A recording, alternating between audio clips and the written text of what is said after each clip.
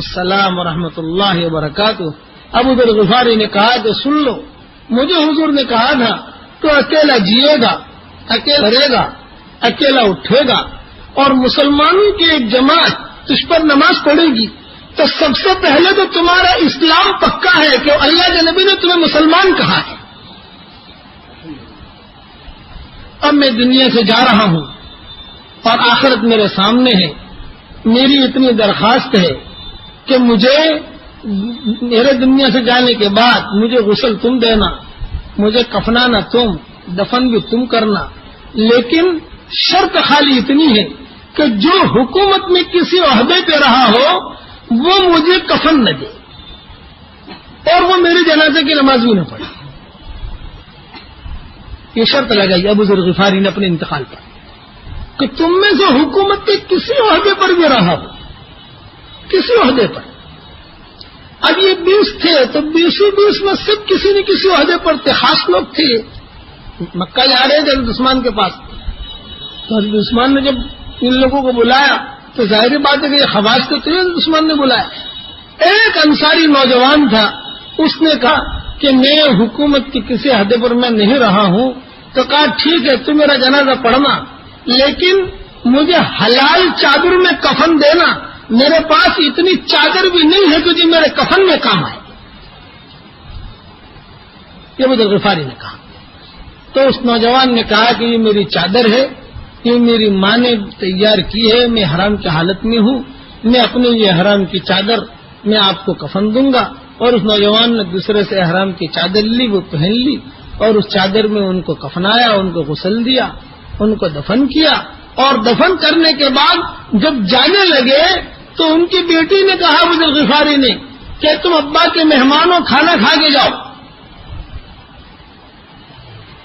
عبداللہ بن مسعود اس قافلے میں تھے، عبداللہ بن مسعود اس قافلے میں تھے۔ تو عبداللہ بن مسعود نے کہا کہ تمہیں کیسے پتہ چلا ہمارے آنے کا کہ تم نے ہمارے لیے کھانا ہی بنا دیا؟ تو بیٹی نے روتے ہوئے کہا میرے ابا کہتے تھے کہ قافلہ آنے والا ہے، ایک قافلہ آنے والا ہے، تم کھڑے رہو، تم دیکھو وہ آ رہا، بس ابھی آئے گا، ابھی آئے گا، ابھی آئے گا، کھانا کھا کے جاؤ۔ تو عبداللہ بن مسعود رو دیے اور ایک جملہ کہا، واہ رے واہ ابو ذر، زندہ بھی سخی اور مر کر بھی سخی۔ یہ حدیث میں آتا ہے، واہ رے واہ ابو ذر، زندہ بھی سخی اور مر کر بھی سخی، زندگی میں بھی سخاوت کی اور مرنے کے بعد بھی سخاوت کی۔ یہ ایمانیت کی لائن تھی۔ کتنی اونچی، کتنا اونچا ایمان ہوگا ابو ذر غفاری کا۔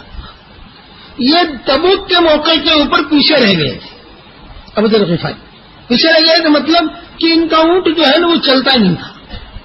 یہ تبوک کے موقع میں شریک تھے، تبوک کے غزوے میں، تو اونٹ جو ہے وہ چلے ہی نہیں، وہ سامان لدا ہوا، بہت اس کو مارے کرے، وہ بس بیٹھ گیا، روٹ گیا۔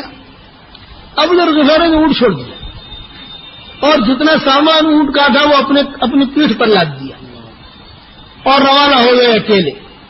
ایک جگہ حضور صلی اللہ علیہ وسلم نے جب پڑاؤ ڈالا تو حضور صلی اللہ علیہ وسلم نے دیکھا کہ قافلے میں سب ہے، ابو ذر غفاری نہیں ہے۔ تو آپ نے فرمایا کہ ابو ذر دکھائی نہیں دے رہے۔ ابو ذر کہا، ابو ذر دکھائی نہیں دے رہے، ابو ذر کہاں ہے؟ ڈھونڈا نہیں ملے۔ آگے تو کوئی آدمی آ رہا تھا بہت دور سے، آپ نے کہا وہ کون آ رہا ہے دیکھو، لوگوں نے کہا حضرت فلاں، کسی نے کہا فلاں، کسی نے کہا فلاں۔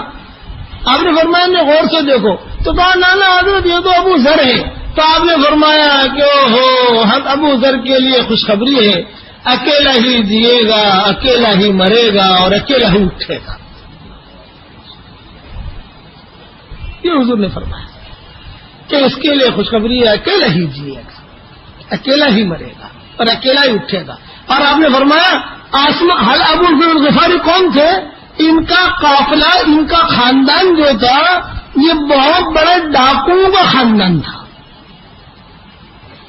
قبیلہ بنی غفار، قبیلہ بنی غفار کو تو کوئی لڑکی نہیں دے رہی۔ پتا چلے کہ قبیلہ بنی غفار کے نوجوان آئے ہیں تو لوگ گھروں میں گھس جائیں، عورتیں گھروں میں گھس جائیں کہ سب بدماش آ گئے۔ یہ قبیلہ تھا ان کا کہ کوئی ان کے قبیلے سے ایسی جا نہیں سکتا تھا، وہ لوٹ لیتے تھے۔ لیکن جب یہ آئے ہیں تو ان کا ایمان یہ ہوا ابو ذر غفاری کا ہمارے والد صاحب رحمۃ اللہ علیہ فرماتے تھے کہ ہمارے دعوت کے کام میں ڈاکو بھی اور چور بھی اگر ہمارے دعوت کے کام میں لگیں گے تو اللہ انہیں قطب اور ولی اور ابدال بنائے گا. کیا ابو ذر غفاری کو دیکھو تو حضور نے کیا فرمایا کہ اس کے خاندان کو مت دیکھو, سن لو. یہ حدیث ہے کہ تم سن لو, آسمان کے نیچے اور زمین کے اوپر ابو ذر سے زیادہ سچا کوئی نہیں ہے.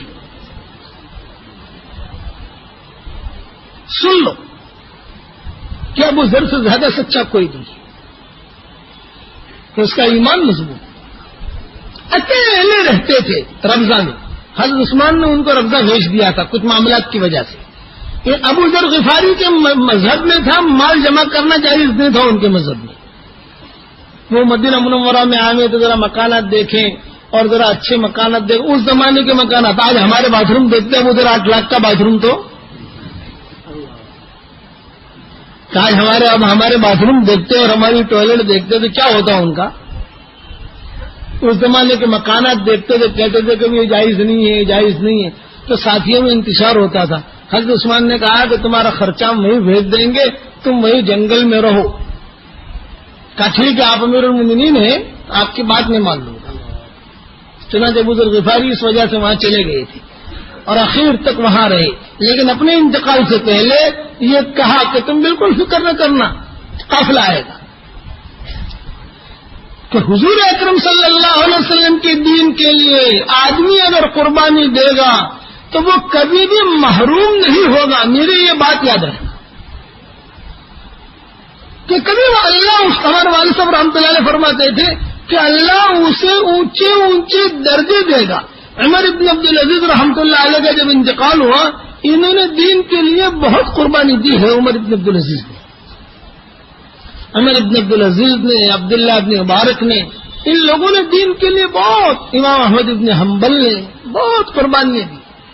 جب عمر ابن عبدالعزیز رحمۃ اللہ علیہ کا انتقال ہوا تو مورخین نے لکھا ہے کہ انہوں نے قافلہ بھیجا تھا رومیوں کے مقابلے کے لیے اپنی حیاتی میں.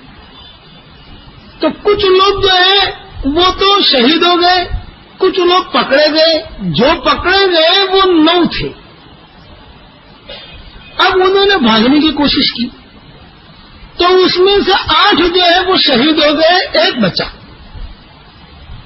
9 تھے, اس میں 8 شہید ہو گئے.